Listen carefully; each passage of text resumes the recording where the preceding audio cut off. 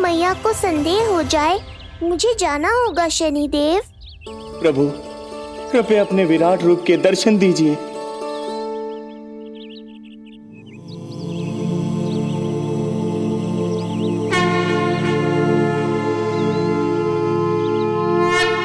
सशंख चक्रम सकिरीट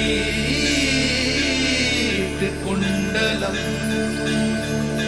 सपीत वस्त्रम सरसीरुहेक्षणम सहार वक्षस्थलशोभिकास्तुभम् नमामि विष्णुं शिरसा चतुर्भुजम्।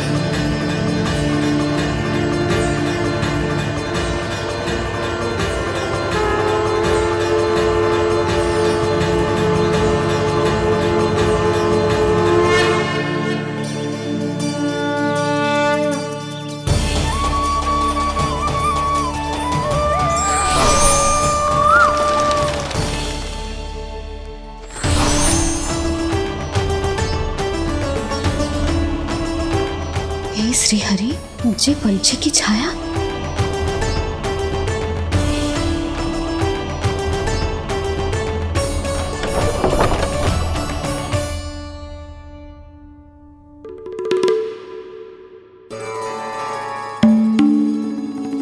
यशोदा, क्या हुआ? क्या देख रही हो?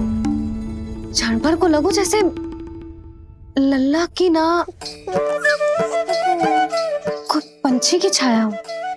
पंछी?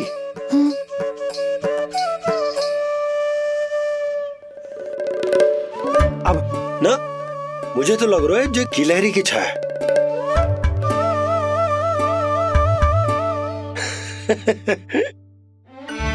यशोदा, बालक नीलमणि है और बालकों वाले काम तुम कर रही हो। अरे प्रकाश और छाया से खेलने का काम लल्ला के लिए छोड़ दो। अरे परंतु ये देखो, झरोका खुलो है, ठंडी बयार चल रही है, लल्ला को ठंड लग जाएगी। बंद करो, जाओ। हाँ हाँ हाँ लल्ला, ए लल्ला।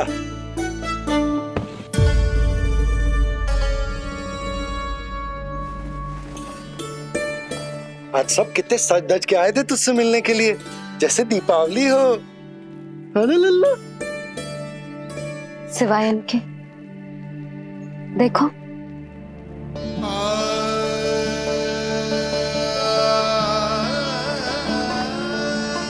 जब से चिच्ची मथुरा से लौटी है, इनका सजना सवरना सब छूट गया है।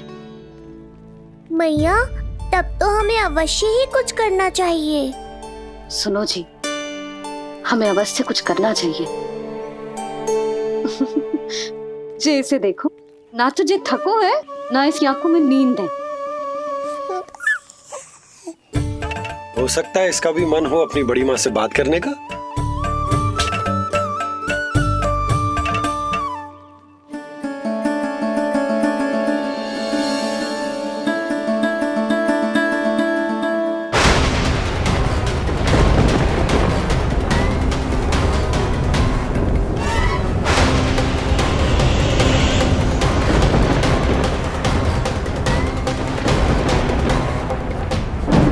अरे लल्ला, डरने की क्या बात है?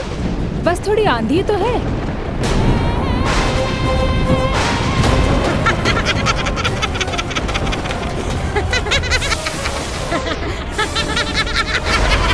लल्ला, लल्ला, लल्ला, लल्ला।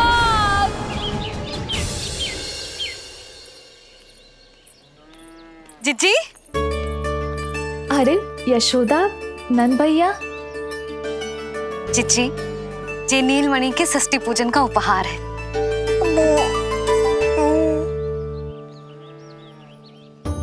यशोदा, नंद भैया, मैं आप दोनों की भावनाओं का सम्मान करती हूँ।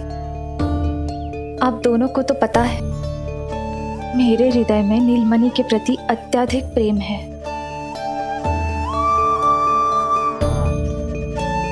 यशोदा, तुम तो जानती हो मैं ऐसे वस्त्र नहीं पहनती।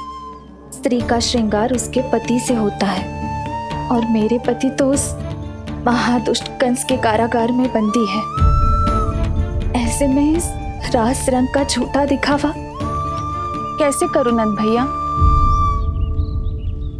अभी समय नहीं हुआ है, इसीलिए विवश हूँ। पर आपका दुख मैं भली भांति समझता हूँ बड़ी माँ। दिन रात ये भय लगा रहता है कि कभी भी उस कंस के सैनिक आएंगे और मेरे पुत्र को मुझसे दूर ले जाएंगे। इस आशंका में मैंने उसका बालपन भी खो दिया है। उस नन्हे से बालक को 4 दीवारों के भीतर बंद करके रखा है मैंने। थोड़ी देर और, बस तेरे बाबा अब भी आते ही होंगे।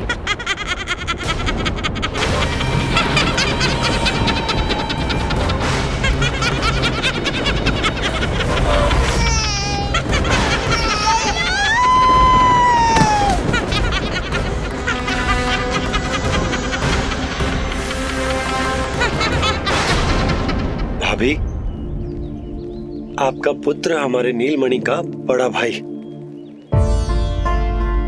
आप उसे खुली हवा में सांस लेने दें। मेरा विश्वास करें, आप दोनों गोकुल में पूरी तरह सुरक्षित हैं। चिच्ची, नारायण के घर देर भले ही है, किंतु अंधेर ना है। बस कुछ समय का कष्ट और है चिच्ची, फिर सब ठीक हो जाएगा।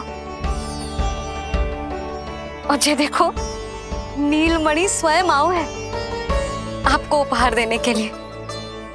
इसे भी मना करोगे आप? नीलमणि, बस आज हट मत करना। मैं तुम्हारी ताऊ जी से मिलूंगी ना, तब नए वस्त्र गहने सब पहनूंगी, साज श्रृंगार करूंगी, तब पूर्ण अधिकार से देना तुम अपना उपहार। किंतु आज नहीं। बड़ी प्रसन्नता की प्रतीक्षा में छोटी छोटी प्रसन्नताओं को त्यागना नहीं चाहिए बड़ी माँ। जीवन तो परमात्मा का उपहार है, उसे जीना चाहिए। चिच्ची, बड़ी प्रसन्नता की प्रतीक्षा में जीवन की छोटी छोटी प्रसन्नताओं का त्याग ना करना चाहिए। जीवन तो परमात्मा का उपहार है, जीवन तो जीना चाहिए। नंदराज, नंदराज, नंदराज, क्या हुआ? भोला, बंसी, तुम दोनों यहाँ? जी वो उपनंद जी ने कही थी कि आपको वार्षिक कर के बारे में स्मरण करा दूं, इसलिए हम दोनों चले आए। अरे हाँ, नीलमणि के आने की प्रसन्नता में मैं तो भूल ही गया था। अधिक देर होने पर कंस की दृष्टि में आने का संकट। कोई ना, मैं कल मथुरा जाकर कर जमा करा दूं। अरे किंतु कल तो लल्ला का पालना उत्सव है। सुनो जी, शीघ्र ही आना। भैया, हो सके तो अपने भैया और बहन देवकी का समाचार भी पूछ लीजिएगा। जी भाभी। इस बार कछु समस्या नहीं होनी चाहिए। ये बार आज मथुरा से कछु अतिथि आए थे, उन्हें पता चलो है कंस ने राजा वासुदेव और रानी देवकी को कारागार से बाहर निकाल लो है और अपने महल में रख लो है।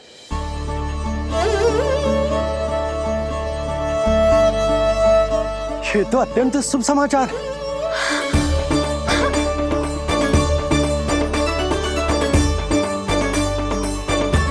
तुमने पहले क्यों ना बताया? हमें लगो आपको पहले ही से पता होगी महाराज। अच्छा ठीक है, जाकर तैयारी करो, कल तुम दोनों भी मेरे साथ चलोगे। जाओ।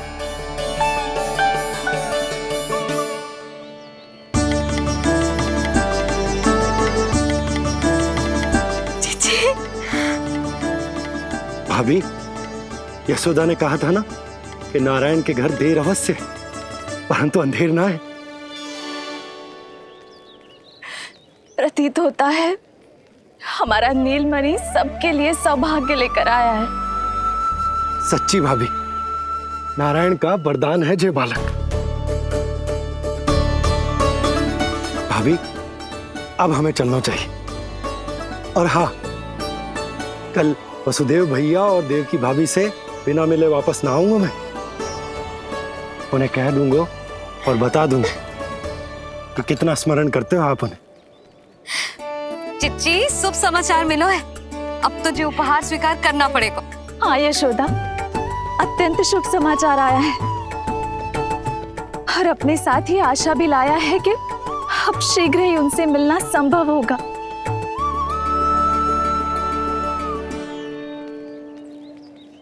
तुमने सत्य कहा था यशोदा, जीवन जीना चाहिए।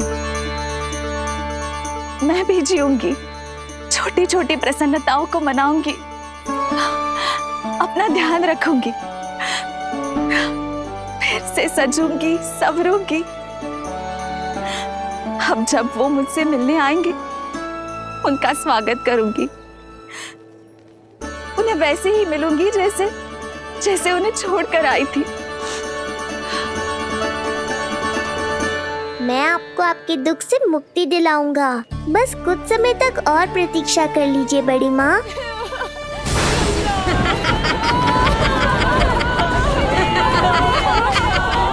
कब तक बचेगा शिशु विष्णु? आज नहीं तो कल तू मेरा निवाला अवश्य बन जाएगा। कल तुमसे भेंट होगी पूतना। कहाँ है तू शिशु विष्णु? शीघ्र ही तुझे आहार बनाऊंगी मैं। तुमने बहुत दुष्कर्म कर लिए पूतना। अब तुम्हारे आतंक का अंत करूंगा मैं।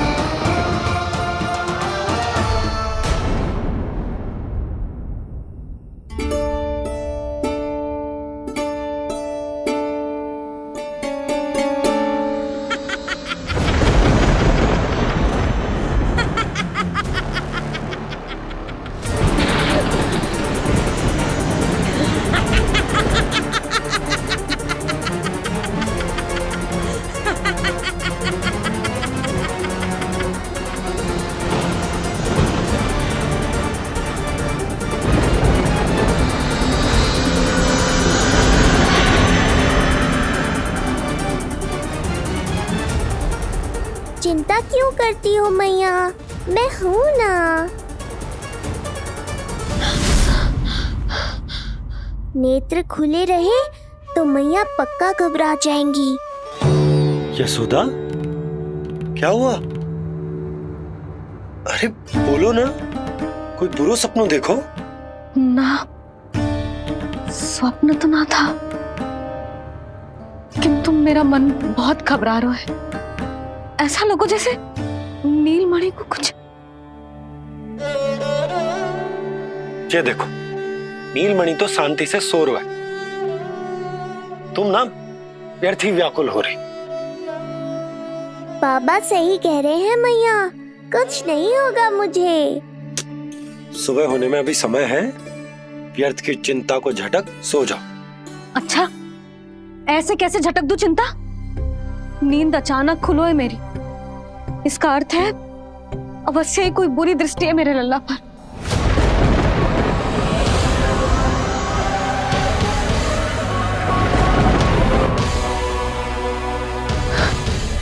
आप भी कल जा रहे हो मथुरा?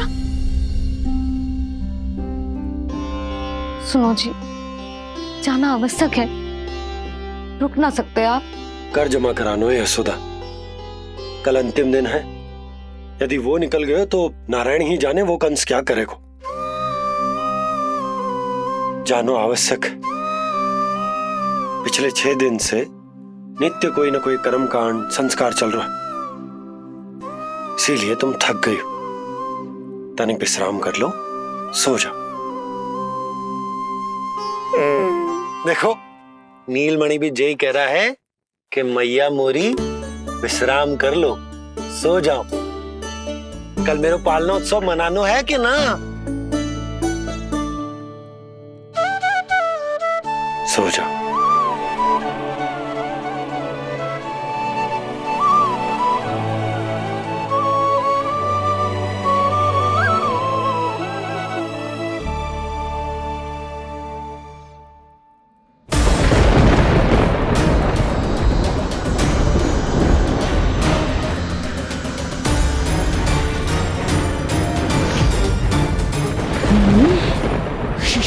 गंध। पर अब तो भूख भी मिट गई है। एक रात का समय बचा है बालक, जी ले। कल सूर्य की पहली किरण के साथ अंतिम सांस लेगा तू।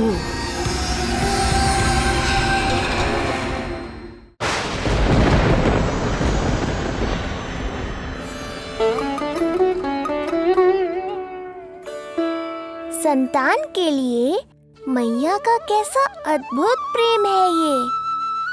पूतना की छाया से ही इन्हें आने वाले संकट का आभास हो गया।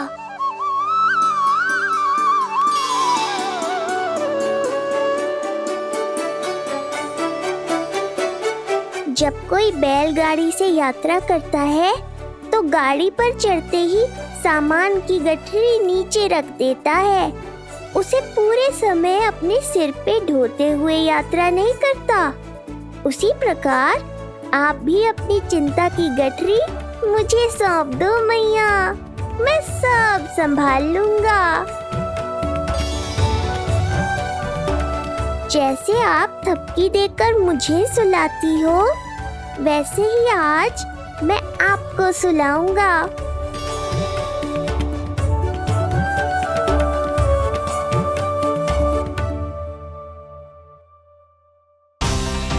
वचन देता हूँ मैया, जिसने आज आपकी निद्रा भंग की है, कल उसे चिर निद्रा में सुला दूंगा मैं।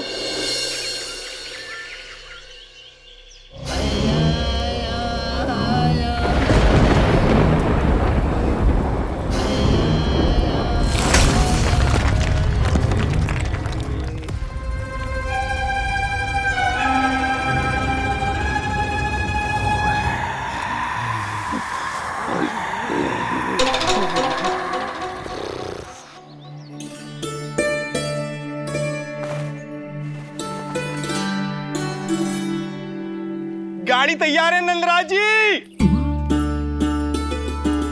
उपहार और मिठाइयाँ तो ठीक है, किंतु भोजन रखो है कि ना?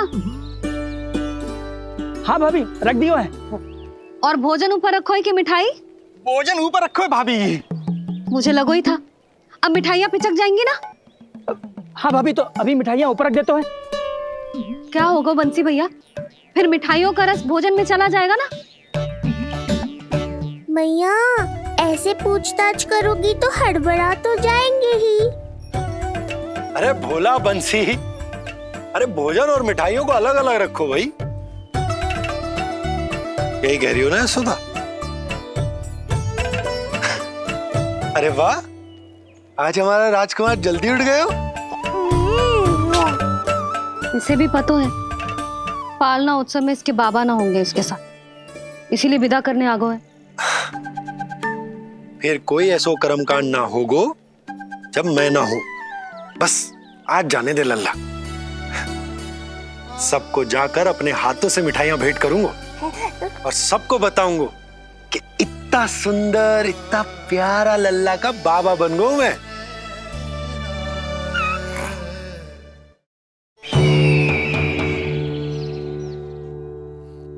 भैया के अत्याचारों की कोई सीमा ही नहीं।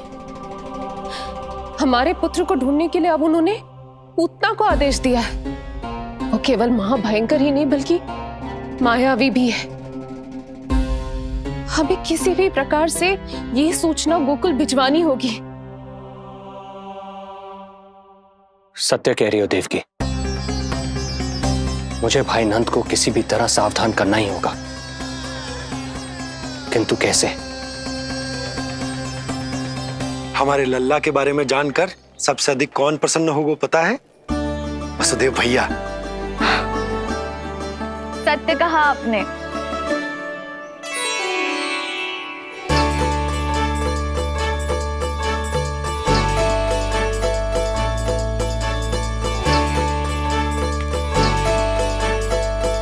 बड़ी माँ, नए वस्त्रों में ये हुई ना बात। बहुत बहुत अच्छी लग रही हो रोहिणी जीजी, सच्ची।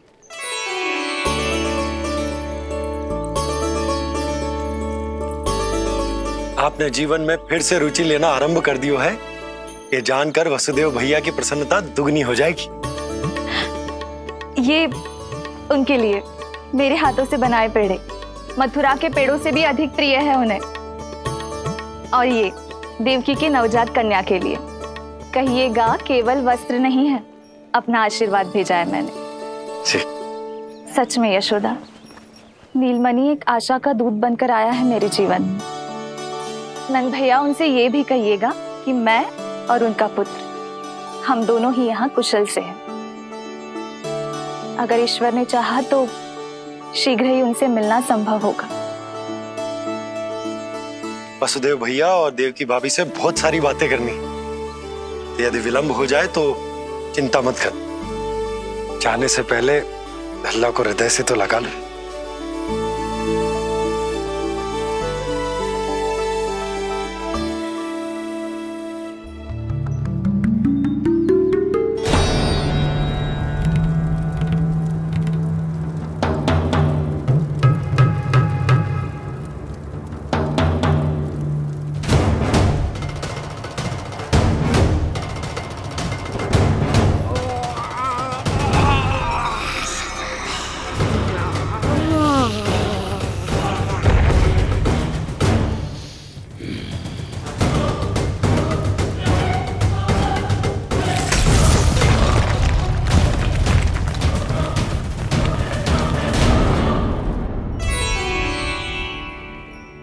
कछु विचित्र सो क्यों लग रहा है मुझे?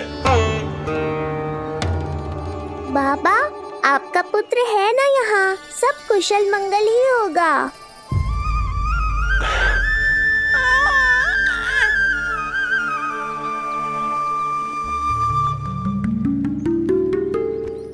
चलता हूँ। ध्यान रखो।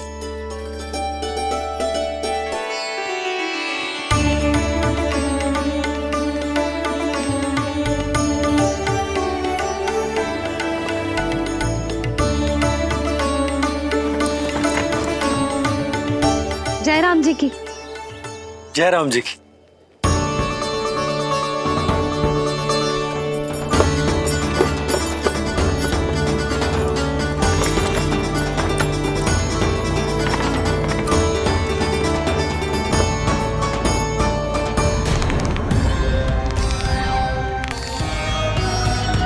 कहाँ से आरंभ करूं आज? ब्रजपुरा, रानी घाट, देतिया, बरसाना या गोकुल?